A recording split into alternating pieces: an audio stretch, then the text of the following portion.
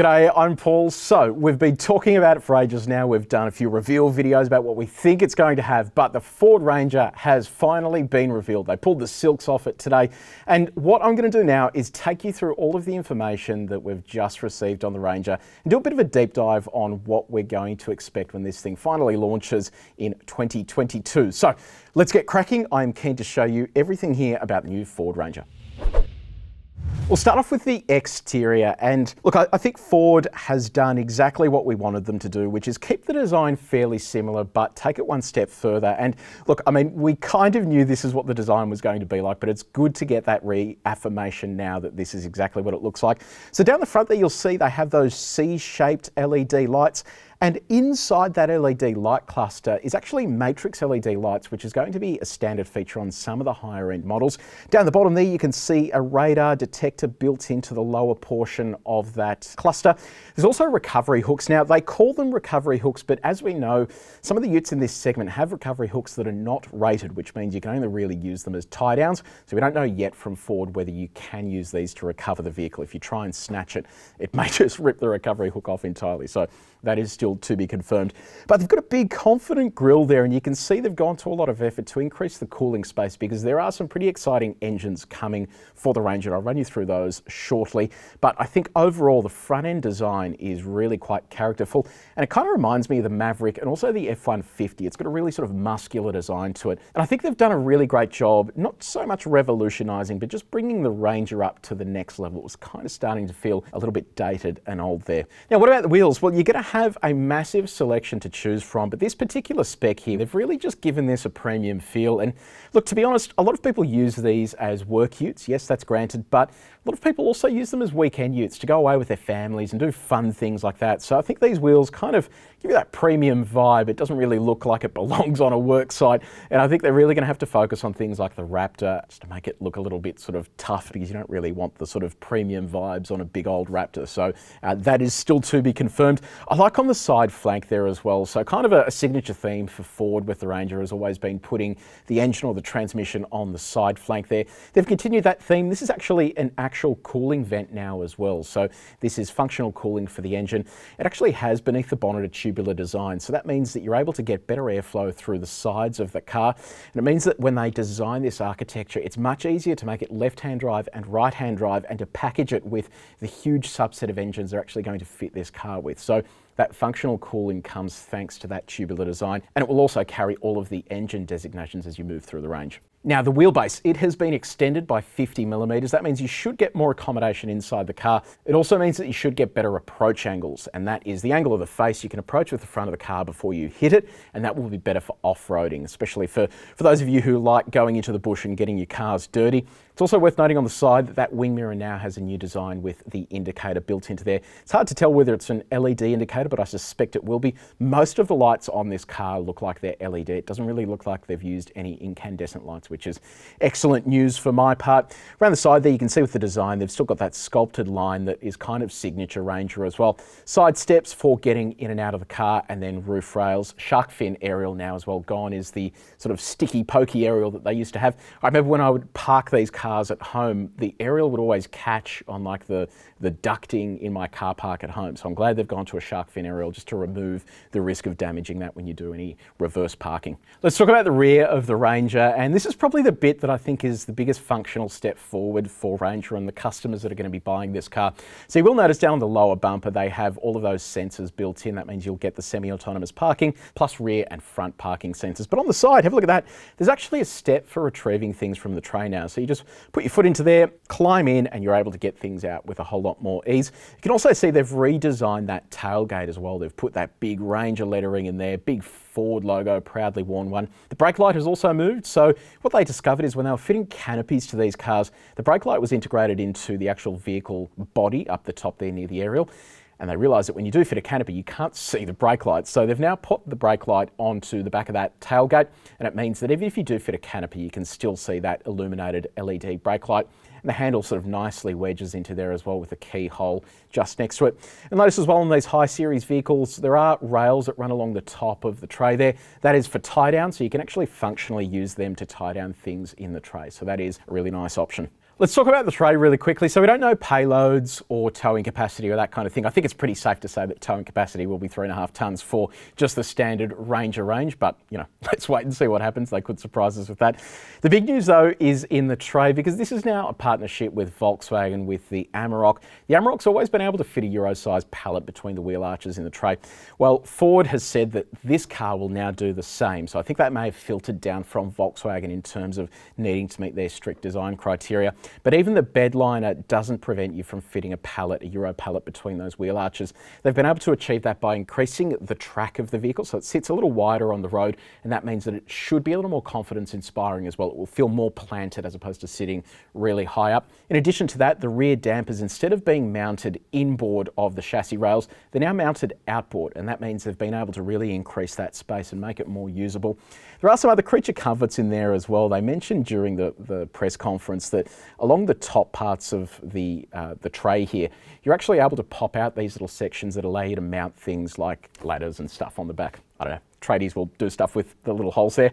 But the most interesting one for me is when you do drop the tray, you've actually got these clamp pockets. It means you can actually attach a clamp to the rear so you can cut things. And they also come with little measurements as well. So while you are doing all of your stuff there on the tray, you're not going to be getting things wrong. Mind you, if you're like me, you'll probably get them wrong anyway. It is worth calling out as well that in addition to a 400-watt outlet inside the tray, but they also have a 360-degree lighting setup outside the car, and you can configure it in zones as well. So if you are approaching the car at night time or something like that and you unlock it, you can actually get it to light up the whole area around the car to help you feel safer and all that sort of stuff. So I really like that they've thought about this. The exciting thing on the accessories front though is from Australian company ARB. So if you've been to SEMA, or I guess if you're really in over 100 markets in the world, you will have seen ARB before. So they're an Australian company that produces accessories for all types of four-wheel drives. That is literally any brand, they will be able to make an accessory for it.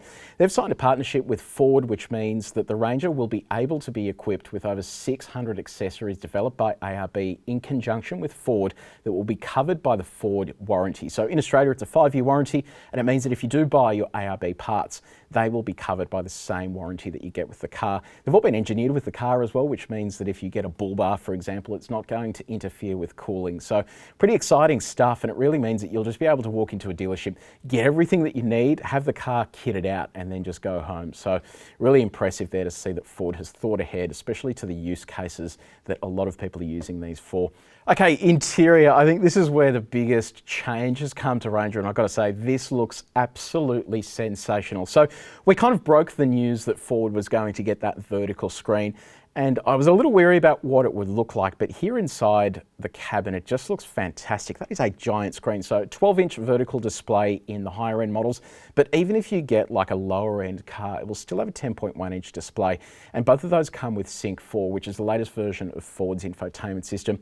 They also have over-the-air updates. Ford has over 50 modules around the car that are capable of being updated with over-the-air updates. And it means that if Ford discovers something after this car's release that really needs to be fixed, they can deploy an over-the-air update and you don't need to go take a car to a dealership. And it does all of that using an embedded modem. And here in Australia, for example, you have access to the app, lets you lock and unlock the car remotely, book it in for services. It really is a pretty comprehensive setup. In terms of the other design elements, so Ford has gone with the vertical air vents adjacent to the screen, and they follow the theme on the grille there as well. So you can see they've got those sort of cut out lines and they are adjustable.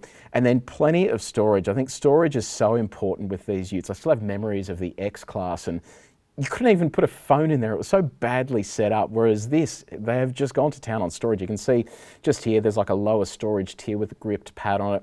I've got a glove box down the bottom there, a big center console, 2 cup holders.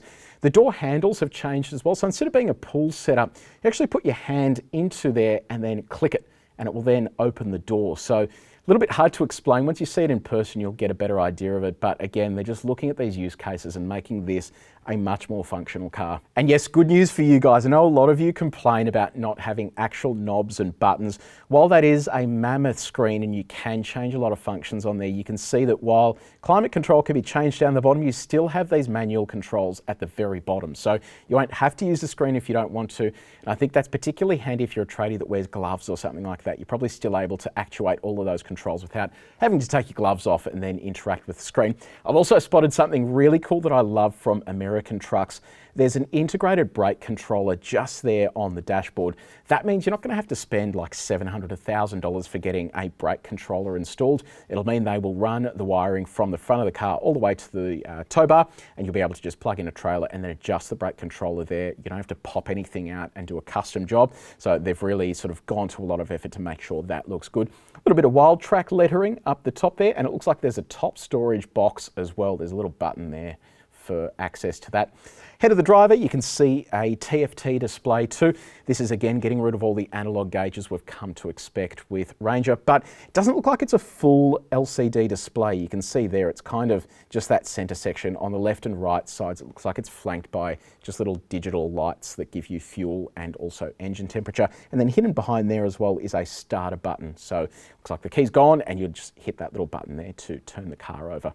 Actually, there you go. In the footage here, you can actually see a full display as well. So I've probably got two different types of grades here, depending on how much money you're going to spend on your new Ranger. Have a look at these seats. So look, a lot is said about leather. Leather's easy to keep clean and all that sort of stuff. But at the end of the day, cloth material is just easier to brush things off. You can throw a seat cover on them. And it looks like the designers have really sort of gone to town here on textures. So you can see it's sort of those whatever shape that is, the circle type shapes are then split with the cloth section at the top. That looks really good. And then a closer look there at the doors. So again, it looks like that rubber material, and you can see that grab handle as well to get in and out of the car. Now, what about your drivetrains? And look, I'm gonna have to say I told you so here, but we revealed this information quite a while ago from our secret source at Ford. And I do have some more leaks coming, but just on Ranger alone, we now know they have confirmed a number of engines here for Ranger, both petrol and diesel, depending on the market that you're in. What we do know is that there will be two sets of 4-cylinder diesel engines. So one is a single turbo 2-litre 4-cylinder diesel. The other is a twin turbocharged 2-litre 4-cylinder diesel. So I think with the 2-litre, they're probably going to keep outputs the same. So that means around 500 Newton meters of torque. They have updated the 10-speed automatic transmission. So it has a bit more meat to it now, and it is better calibrated to deal with this engine. But it also allows them to use a different type of engine. And this is the one that we've all been waiting for. And I think it's one that Volkswagen may have pushed into the program, and that is the V6 diesel. So as we revealed a little while back, it is a 3-litre turbocharged V6 diesel. They haven't confirmed power outputs, but we do know it is the Lion diesel, and that is the engine that's used, or was used until recently, in the F-150. The Lion diesel has also been used in a number of high-end Land Rover and Range Rover products, including the Jaguar XJ, the F-Pace, the Discovery 5, also the Range Rover Sport. So this is a pretty versatile engine. It has been updated, though, since it was used in those applications, because Land Rover and Jaguar have now moved to Ingenium engines. So our prediction is that it will be around 200 kilowatts of power and 600 Newton meters of torque, if not more, because that engine is capable of putting more torque out as well. The exciting part to all of this is that it's not sending all of the torque through just the rear wheels. They now have a constant full-time 4-wheel drive system available on some grades, and I suspect they'll probably fit that to the 2-litre twin turbo diesel and also the V6 diesel. It'll be like the Super Select 4-wheel drive system in the Mitsubishi Triton. It means you can select 4A and it will just stay in 4-wheel drive the entire time. There are also drive modes. So previous to this, only the Raptor was able to move through drive modes. The Ranger only really just had like a sport mode. And the drive modes are really cool because it really just adds a bit of versatility to what the car's able to do. And it means that you can select the right mode for the type of driving that you're doing. This can also adjust the amount of torque that's being sent to the front and rear axles. And by the looks of it as well, it changes a lot of the displays. So you can see here, there's an eco mode there, normal. We've got a tow and haul mode. And then you've also got slippery. And then I predict there's probably a sport mode in there as well. But it's now all controlled through this little dial just here. So have a look at that. You've got a tow mode just in the center there. You can manually select too high. 4A, which is that 4-wheel drive automatic mode. You've got a low range 4-wheel drive mode and also a high range 4-wheel drive. Just next to that, you can't see it in this shot, but there's probably a rear diff lock button there. You can also change all of these controls through the center screen as well. Ford said a lot of their customers wanted that. Now, the one thing I find really interesting, have a look at this down the bottom here. So some of Ford's American products have a trailer parking assistant, and I do wonder whether this down here means that Ford has integrated that technology into the Ranger as well. It helps people like, well, not me, but other people who can't park with a trailer, the ability to just use a central controller to navigate the trailer in the direction they want to go without having to think about which way the wheel needs to be positioned to get the trailer to go where you want to go as well. So it's really exciting to see these drivetrains on offer, and I think that I really do think that this is exactly what the Ranger needed, and I suspect when the Amarok finally does come out in late 2022, it will also be equipped with the V6 diesel and some variation of this type of controller. Now, what do I think about all of this? I think a lot of you know that I'm pretty passionate about dual cab utes, especially in Australia where we have so many of them. And in Australia, the top two selling vehicles are the Toyota Hilux and the Ford Ranger. And now that it's received a comprehensive update to that T6 platform, it's now in its third generation. I think this is going to be a bit of a problem for the rest of the competitors in this segment. And I'm squarely looking at Toyota Hilux. When you see this, the interior, the V6 diesel, and everything that they've jam-packed into this, it kind of makes a lot of the other dual cab utes in this segment feel very old. And I just don't know that I'd be comfortable paying Hilux money for a Hilux when I know that I can potentially get this with an actual nice infotainment system. I think the Toyota system is now just so old that every time we hop into one of them, it just really doesn't feel all that impressive. And it means that brands like Mitsubishi with the Triton are really going to have to go sharp on pricing because they just feel light years behind what Ford has been able to do here. And we haven't even spoken about the Raptor yet. Our understanding is that the Raptor is going to get a turbocharged V6 engine. And I mean, if it does, I mean, it's just, everyone is going to buy it. I think I'll probably have to buy one as well because it will just be the duck's nuts when it comes to dual cab utes. So this is really pushing the auto industry forward in this sector in particular. It's going to mean that you as a consumer are getting far more bang for your buck. These will be more expensive. Don't think twice about that. Ford will charge a whole lot more for this, but the rest of the competitors are going to feel a little bit ashamed of the prices they are charging, and I suspect they'll all have to come down a little bit if they want to retain a bit of market share. So what is going to happen with Ford now? So they're going to release this car, let's say early next year, so early 2022. There's still a semiconductor shortage. They're producing this car for Australia out of Thailand. It's also built in South Africa, and for the US market, which this car hasn't been announced yet, they will probably do other V6 or turbocharged petrol engines for that market.